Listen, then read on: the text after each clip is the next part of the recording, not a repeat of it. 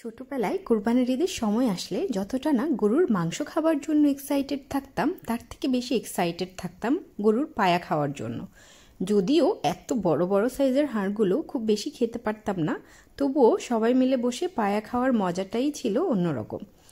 সবচেয়ে কম সময়ে কিভাবে মজাদার পায়া রান্না করা যায় সেই গরুর মাংস থাকবে এই ভিডিওতে। 3 কেজির মতো পায়াটাকে আমি সব মশলা দিয়ে মাখিয়ে নিব। সেজন্য এখানে দিয়ে দিচ্ছি বড় সাইজের 3টি পেঁয়াজ কাটা, দিয়ে দিচ্ছি 2টি টমেটো, রসুন বাটা দিচ্ছি 3 টেবিল চামচ, আদা বাটা 3 টেবিল চামচ, লবণ দিচ্ছি স্বাদ মতো, হলুদ গুঁড়ো 1 টেবিল চামচ, মরিচ গুঁড়ো 1/2 টেবিল চামচ, জিরা গুঁড়ো আমি দিচ্ছি 1.5 টেবিল চামচের মতো,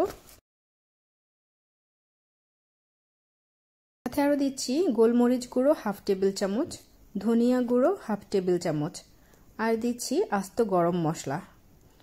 কাঁচামরিচ দিয়ে দিলাম 7-8টা। এর সাথে আমি অ্যাড করছি 1/2 কাপ তেল।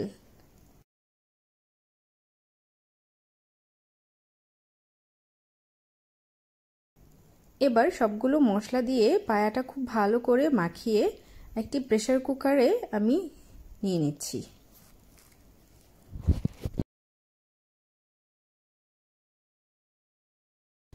চুলার আঁচ বাড়িয়ে দিয়ে পায়াগুলোকে 15-20 মিনিটের মতো ভালোভাবে কষিয়ে নিচ্ছি।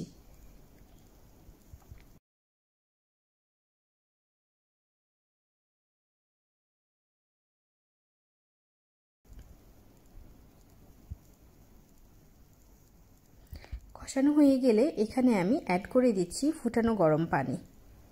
এবার কুকারের ঢাকনাটা লাগিয়ে আমি ঠিক 45 মিনিটসের মতো পায়াগুলো কুক হওয়ার জন্য অপেক্ষা করব।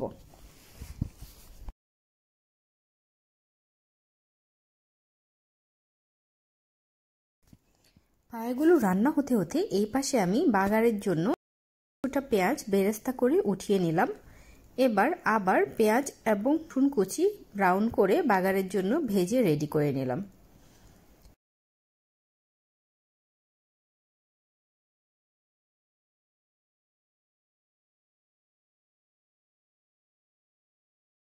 পায়াগুলো একদম সফট হয়ে গিয়েছে। এবার উপরে আমি বাগারটা মিশিয়ে দিচ্ছি।